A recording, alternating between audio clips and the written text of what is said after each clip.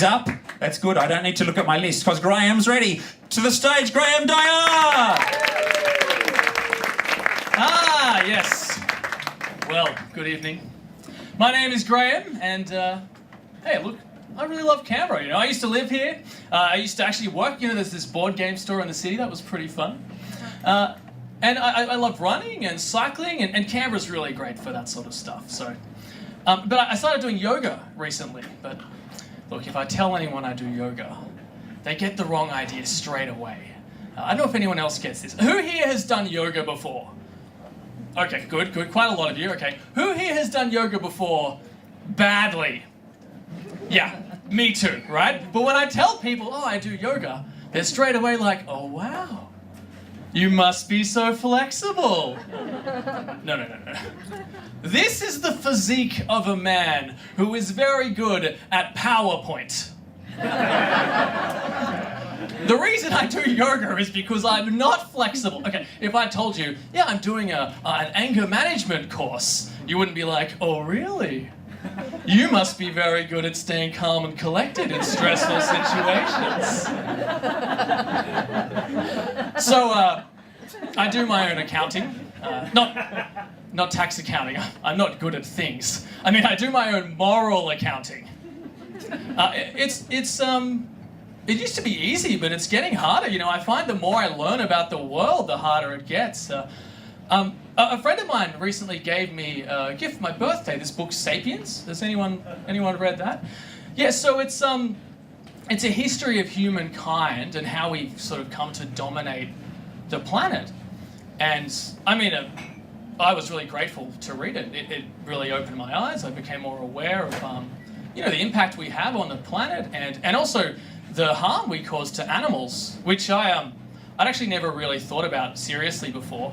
I saw my friend the other day and I was like, oh, hey man, thanks so much for giving me that book. Ecological awareness, it really is the gift that keeps on giving me anxiety and a feeling of creeping despair and guilt. Man, I used to like going shopping, right? But since reading that book, I go to the supermarket. The supermarket for me used to be this great place, where through the medium of my salary, I could convert hours spent doing PowerPoint into cookies or whatever I wanted, right? But now I go there and it's just, there's these horrible voices all the time, I see some bread, but it's got a plastic bag, and I hear this voice, you're killing the planet.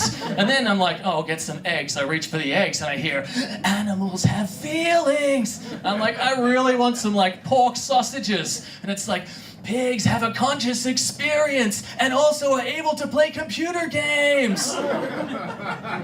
After I got home, I looked that up. Turns out it's true.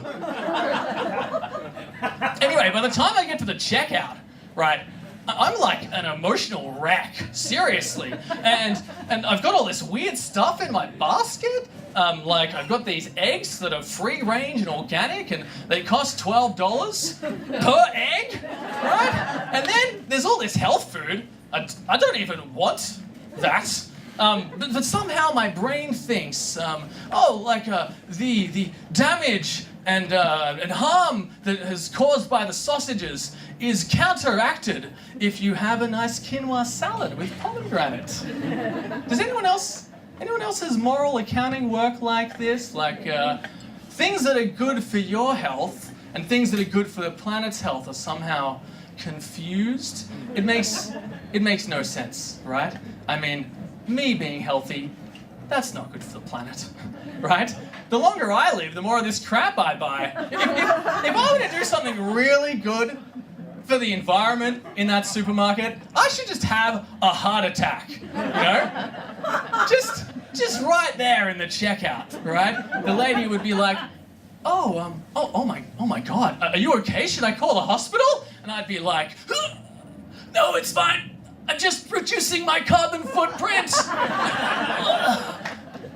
Anyway, so I'm at the checkout, right? Having these environmentally friendly but suicidal thoughts, right? But she saves me. The checkout lady, she just cuts in. She's like, that'll be $150, please, because of the eggs. But would you like to just make a donation of $2 extra to our foundation, which will help sick children. And I'm like, yes! What a great service! I can just pay $2 and all the guilt leaves my body. It's wonderful. So, but this only works because of the particular system of moral accounting going on, right? So for me, I don't know about you, but for me, any good action, any bad action is cancelled out by any good action, and this is important, no matter of equal size or lesser, right? So I could just spend $150 destroying the environment, and then $2, and I'm sweet. So I walk out of that supermarket feeling just fine. And you know, I got a chance to do something else really good while I was in the car park. You know, there was this lady. She was having trouble like moving like her heavy bags into the car, so I helped her load the car. And you know, after that, I felt really good about myself. You know, I thought, wow, I feel so great. I could just harpoon a dolphin. Don't worry. I'm taking anger management courses. The dolphin will be fine. But supermarkets are, you know, they're getting more interesting, right? Has anyone noticed that there's these new products, right, that are full of bacteria on purpose, right? Do you know what I mean? It's like, they don't say, this yogurt is full of bacteria. They say, this yogurt is cultured, right? What that means is that while they're milking the cows, they're like playing a string quartet. The cows are playing a string quartet. Isn't that funny? Or maybe the cows are like doing a poetry reading, and you know, as each one of them goes up, they get milked. This is milking. So I realize it's hard to do that while you're holding a microphone. It's really a two-handed action. Anyway, maybe if I do... No, that's worse. Okay, never mind. So I'm in the in the supermarket. Oh, you see these things are 15 strands of probiotic bacteria, live and cultured, but you know this is all code language, right? You know what this really means? It means this product will allow you to do better poos. I wish they'd just say that, it'd be more fun, right? Don't you think the advertising would be nice if it was like, improve your poo with kombucha? Or there could be a seal of approval with like the little emoji poo symbol in it. It's practical. Okay, so I can tell I've lost half the audience.